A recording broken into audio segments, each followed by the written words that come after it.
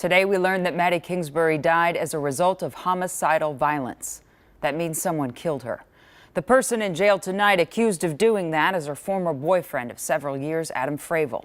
Fravel is also the father of their 2 children. Prosecutors laid out a trail of evidence they believe will prove he murdered Maddie. And they also added context about their relationship. And that context lays out allegations of abuse over several years. One allegation says that a friend was on a FaceTime call with Maddie, and Fravel yelled at Maddie during the call and then hit her in the face. There's another allegation that there are text messages between Maddie and Adam Fravel where he said to her she would adjust after she told him he could not put his hands around her neck and push her down in front of their kids. And yet another example spells out a time where he allegedly told her if she didn't listen to him, she would end up like Gabby Petito. Gabby Petito was killed by her boyfriend. He strangled her. As difficult as those details are to hear, Kent, you talked to a domestic violence expert today and said that those details, while difficult, are important to talk about because he hopes that helping others who might be experiencing something similar will hear them, right? Yeah, that's right. Before it's too late.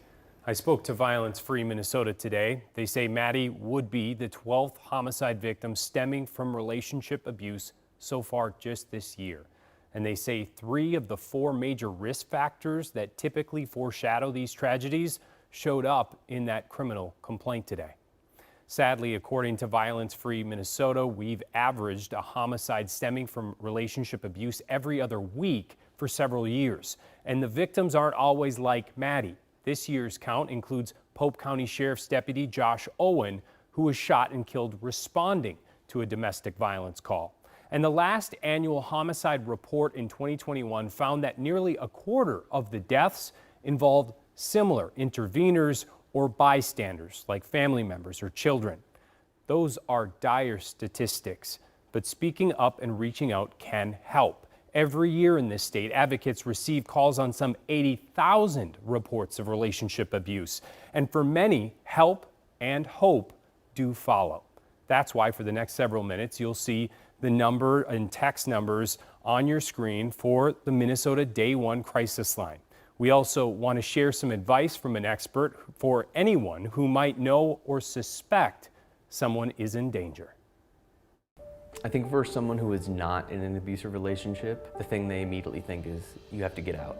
You have to get out of that relationship right now. And that may seem on the outside the obvious thing to do. However, we know that leaving a relationship is the most dangerous time. It's not advised to simply tell a person who you believe is in an abusive relationship to get out. It's also not that simple. So what do you tell someone who does see some kind of cause for concern? Where should they start? Doing a little research. Google is great. Just search what can I do for someone in an abusive relationship so that they can educate themselves first and then reach out to the person if you think they're in an abusive relationship. Don't start immediately giving them advice on what they should and should not do. Ask them how you can support them and what they need for your support. And keep checking in. It's also a great idea to contact a domestic violence program. You're saying reach out as a friend? Yeah, absolutely. Figure out what you can do to safety plan for your loved one or friend. And advocates are the experts. They work with survivors on a daily basis. This is what they do. And then you already have that relationship set up. If the person who is being abused is comfortable enough, you can connect them with that advocate that you already spoke with.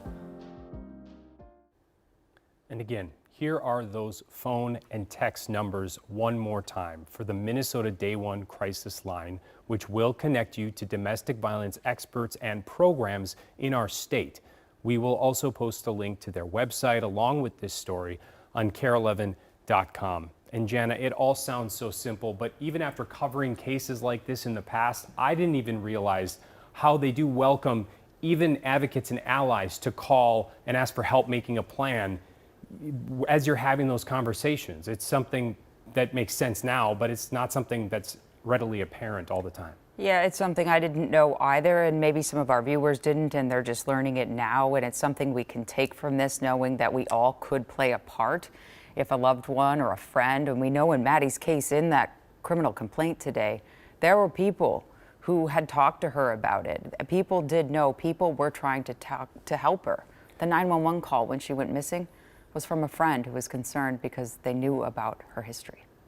Yeah, and Joe says all of that's important, and really it's going to be very important as they even try to locate her. But he said it shows just how delicate and dicey these situations are and why all of that help from all of those people still really matters. Well, somebody out there can be that help for somebody else. Thanks to those numbers that you put out. Thanks so much, Kent. We appreciate it.